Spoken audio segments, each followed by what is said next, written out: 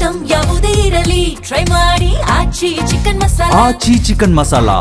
T20 ಸರಣಿ Ireland ವಿರುದ್ಧ ಭಾರತಕ್ಕೆ ಸೋಲು. ಡಾಲಿ ಪಿಕ್ಚರ್ಸ್ ನಿರ್ಮಾಣದ ಮದರ್ ಪ್ರಾಮಿಸ್ ಟ್ರೇಲರ್ ರಿಲೀಸ್. ಎಲ್ಲ ಸುದ್ದಿಯನ್ನು ನೋಡೋಣ ಕ್ರೀಡೆ ಮತ್ತು ಸಿನಿಮಾ ನ್ಯೂಸ್ ಟಾಪ್ 9 ನಲ್ಲಿ. ಐರ್ಲೆಂಡ್ ವಿರುದ್ಧ T20 ಸರಣಿಯ ಮೊದಲ ಪಂದ್ಯದಲ್ಲಿ ಭಾರತ ಪರಾಭವಗೊಂಡಿದೆ. ಮೊದಲು ಬ್ಯಾಟಿಂಗ್ ಮಾಡಿದ ಐರ್ಲೆಂಡ್ ನಿಗದಿತ 20 ಓವರ್ಗಳಲ್ಲಿ 182 ರನ್ ಹೊಡೆದಿತ್ತು. 183 ರನ್ ಗುರಿ ಬೆನ್ನತ್ತಿದ ಟೀಂ ಇಂಡಿಯಾ 148 ರನ್ಗೆ ಸರ್ವಪತನ ಕಂಡಿದೆ. ಈ ಮೂಲಕ 34 ರನ್ಗಳ ಅಂತರದಿಂದ ಸೋಲೊಪ್ಪಿಕೊಂಡಿತು.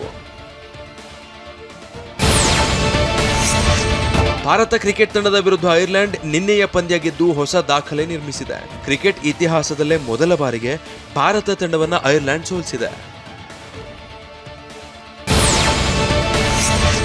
ಐರ್ಲೆಂಡ್ ವಿರುದ್ಧದ ಸೋಲಿನ ಬಳಿಕ ಪ್ರತಿಕ್ರಿಯಿಸಿದ ಕ್ಯಾಪ್ಟನ್ ಶ್ರೇಯಸ್ ಅಯ್ಯರ್, ನಾವು ಖಂಡಿತವಾಗಿಯೂ ಈ ಪಂದ್ಯದಲ್ಲಿ ಮಾಡಿದ ತಪ್ಪಿನಿಂದ ಪಾಠ ಕಲಿತೀವಿ ಎಂದಿದ್ದಾರೆ. ಮುಂದಿನ ಪಂದ್ಯಗಳಲ್ಲಿ ನಾವು ಸಂಪೂರ್ಣ ಸಾಮರ್ಥ್ಯ ಬಳಸಿ ಉತ್ತಮ ಪ್ರದರ್ಶನ ನೀಡ್ತೀವಿ ಅಂತ ಶ್ರೇಯಸ್ ವಿಶ್ವಾಸ ವ್ಯಕ್ತಪಡಿಸಿದ್ದಾರೆ. ತೆಲುಗಿನ ಗಾಡ್ ಆಫ್ ಮಾಸ್ ಖ್ಯಾತಿಯ ಬಾಲಯ್ಯ 112ನೇ ಸಿನಿಮಾ ಅಮರಾವತಿಯಲ್ಲಿ ಇತ್ತೀಚೆಗಷ್ಟೇ ಸೆಟ್ಟೇರಿದೆ. ಕಂದುಲ ದುರ್ಗೇಶ್ ಕ್ಯಾಮೆರಾ ಚಾಲನೆ ನೀಡಿದ್ರು. ನಾರಾ ಲೋಕೇಶ್ ಕ್ಲಾಪ್ ಮಾಡಿದ್ರು. ಬಾಲಕೃಷ್ಣ ಅವರ ಪುತ್ರಿ ನಂದಮೂರಿ ತೇಜಸ್ವಿನಿ ಚಿತ್ರದ ಮೊದಲ ದೃಶ್ಯವನ್ನ ನಿರ್ದೇಶಿಸಿದ್ರು.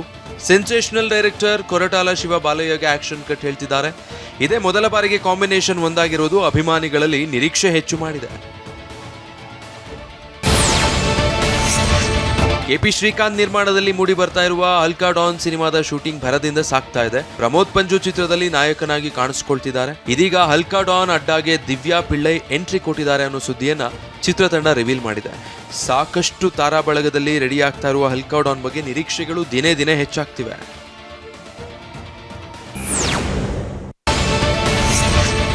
ಅಕ್ರಮವಾಗಿ ಸಾಗಿಸ್ತಾ ಇದ್ದ 14 ಟನ್ ಅನ್ನಭಾಗ್ಯ ಗೋಧಿ ಜಪ್ತಿ ಮಾಡಲಾಗಿದೆ.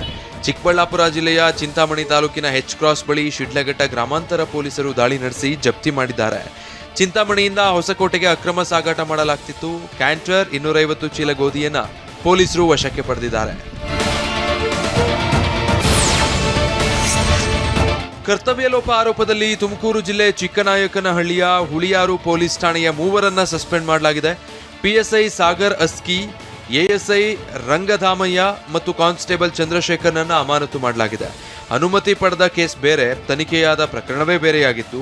ಹರಿಯಾಣಗೆ ಅನುಮತಿ ಪಡೆದು ಅಸ್ಸಾಂಗೆ ತೆರಳಿದ್ರು. ಈ ವಿಚಾರ ತಿಳಿದ ಕೂಡಲೇ ತಿಪ್ಟೂರು ಡಿವೈಎಸ್ಪಿ ಸಸ್ಪೆಂಡ್ ಮಾಡಿ ಆದೇಶ ಹೊರಡಿಸಿದ್ದಾರೆ.